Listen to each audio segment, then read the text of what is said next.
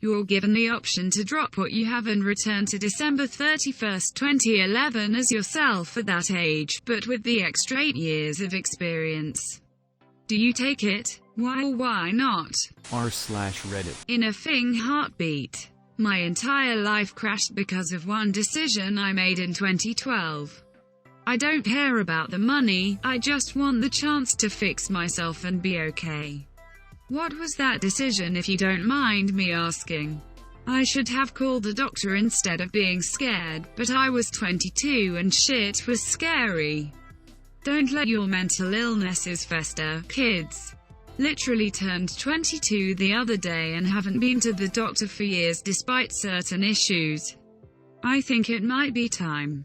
Do it. I just turned 30 a couple weeks ago. I hadn't been to a doctor since 2004. Thankfully, all my tests came back good and I have no problems aside from needing to lose some weight. Made me feel good. Especially since diabetes is hereditary and I don't have it. r/Reddit. I turned 21 in 2011. You're saying I could redo my 20s, with a 29-year-old brain and experiences? Hell yes I would. I wasted a lot of energy, time, money, my youth being too stupid to move forward. Yeah, I'm 28 and fuck yes I would love another shot at my 20s. Just curious, why would you want to redo your 20s? I'm currently 22 and don't know what the F to do. You just answered your own question. You have to live your 20s to understand the answer.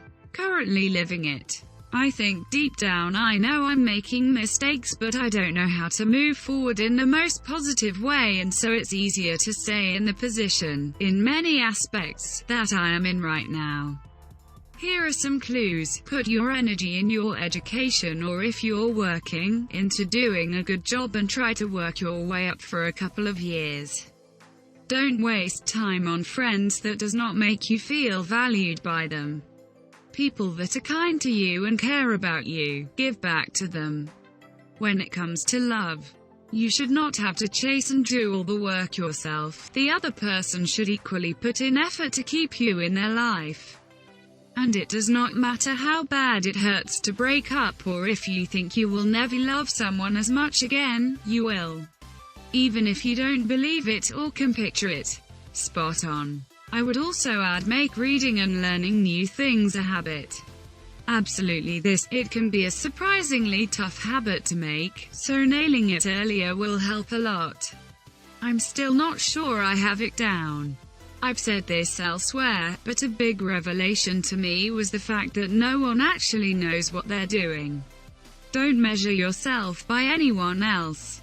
Set goals for yourself and try your best to continually improve. You're gonna fuck up a lot and that's okay. Just relax and try to learn new hobbies and skills. If you have the chance to hang out with friends, take it. They might move away eventually. Call your parents. Get more sleep. You're going to be okay. Edit. For a drunk New Year's Eve comment, right as I went to bed, not bad. For context, I'm in my late 20s, so not exactly a wise age. To clarify, I wasn't trying to imply anything about people not knowing what they're doing in their careers and/or skills. What I mean is that everyone struggles navigating through various aspects of life, and the secret, for me at least, has been to just focus on doing the best I can and not using other people's success or failures as a barometer for my own life. Everyone has strengths and weaknesses. I think you just have to piece together what you've got and take a crack at it. I've said this a lot in response to this thought. There are actually a lot of people that know exactly what they're doing.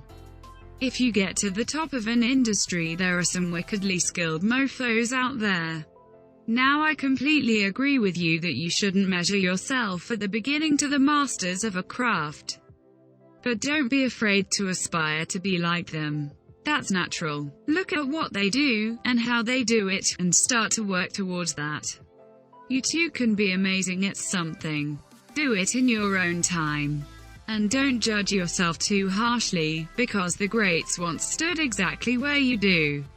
But I guarantee you that those people didn't shrug and say, whatever. No one knows what they're doing either. They aspired for greatness, and they achieved it. r/Reddit. Oh yeah, my mom passed away in 2013. Dad died in 2018. I could get to him to go get checked. Edit. Thanks for the silver. For those of you asking, I don't carry any regret for it. I don't even know if him getting checked would have made a difference, but at least we could try. I feel you. My dad died when they found out his liver was pretty much stone, no bueno, and my mom died of an unknown heart issue a year later. And 2 nights prior to her dying, I allowed a coworker to drive home even though I knew he was having a stroke, and he died down the road. I heard the damn sirens and prayed for the first time in years, and I still live with that guilt. Could save so many lives of people that died close to me, just with a phone call at the right time. Sigh. If anyone needs someone to talk to, let me know. The year just begun, but that doesn't mean we don't all have problems. If you want to vent, get something off your chest you can't tell family, get advice, or need a second opinion from a stranger, feel free to shoot me a message, or reply to this comment. r/Reddit. That was 6 months before I got seriously injured for the 5th time. I think I'd take it. What was the injury, if I may ask? Asked for help from someone to lift an approximately 150 pounds bowl of dough onto a table when working a pizza place. Just about had it onto the table when the other guy lets go and it drags me down, full force into the ground. Pulled a muscle in my upper back and herniated a disc. Took about 7 years to start to feel any better from that. Was able to work starting about 3 to 4 years after the original injury, albeit with serious pain flare-ups. Had bilateral, tingling, stinging sensation down both of my arms, and a feeling that could only be described as a flathead screwdriver being driven between my shoulder blades. I am so glad I'm doing better from that now, though now I have a different herniated disc and have been diagnosed with stenosis, the compounding of which severely limits my mobility. So nothing is perfect, but I've already been through 1 round of chronic pain. What's round 2? At least this feels a little more passively forgiving. The screwdriver pain was enough to induce suicidal idealization. If I could get those 10 years back, I'd treat my body a lot better. Edit. Thanks for the karma and awards, guys. Didn't expect my first to be recounting my old injury. I hope you all have a blessed and happy new year. r/Reddit. 11th grade. Effing absolutely. With the confidence and personal peace I have now. Oh my lord, I found my old phones from high school a few months ago while visiting my mother. And it was pretty bittersweet looking through the old texts and photos.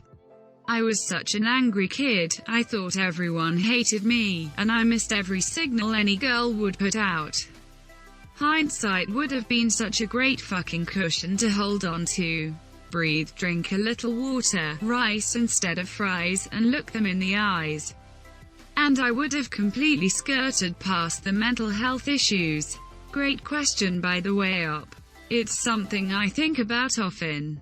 It's been 3 hours into 2020, and of the great things I'll hopefully hear, rice instead of fries and look them in the eyes, is already looking tough to beat. Bravo. Edit. I get a t-shirt worthy phrase and some silver. Everything's coming together. Thank you, friend. r/Reddit. No, I would have 8 years of memories with my husband that he wouldn't have. Plus I'd have to live through him losing his dad again, and that was brutal. But if we could both go back, then yes, absolutely. Yeah, same. I'd do it in a heartbeat if my wife could come too. No way would I do it without her. Imagine finding someone as devoted to their partner as much as you mother effers are. r/Reddit. I'm the Bitcoin investment comment. Many years back they increased the number of earned income tax credits from 2 to 3, so we got a nice tax return of over $7,000. At the time, I had recently read in the news that Bitcoin was increasing in value. It was over $3 at the time, which was quite an increase. I joked to my wife that we should take the whole return and bet Bitcoin with it. I wasn't serious. I expected it to go back to being worth a few cents before long. If I hadn't sold them at their peak value, I'd be worth almost 50 million. I'm not allowed to tell my wife this anymore. I asked my father for $1,500 when Bitcoin was around 17. I had an investment plan and everything. He considered it, and at long last declined because he just couldn't understand how it would increase in value with no tangible use case, nor government guaranteeing value. He apologized in 2017. But to be fair, we never anticipated it being used as a less trackable method of purchasing drugs and illegal pornography. I mean, his analysis was sound. r/Reddit. Yes, those were the skinny years I wasted thinking I was fat. Seriously, if I had my looks from back then combined with the confidence I have now, I'd be unstoppable. F me, this is the most depressingly accurate thing I've read in a long time. r/Reddit. Yes, with everything I know now, I could easily go back and be a millionaire. Man, I could too. But what if I don't end up with my same 3 kids like that one movie? I think it's safe to say you wouldn't. If you changed anything, and those kids aren't conceived at the same time by the same sperm, it's going to be a different kid. Yeah, no deal. I'd take poor with these holes over rich with different ones any day. Pretty much the same conclusion I came to as well. Me, I could be a millionaire. Other me, yeah. But that awesome little crotch goblin wouldn't be snoring in that pink race car bed right now if you did this. Me, got me there. Hard pass on the deal, intergalactic time wizard. Thank you for watching. Don't forget to like and subscribe.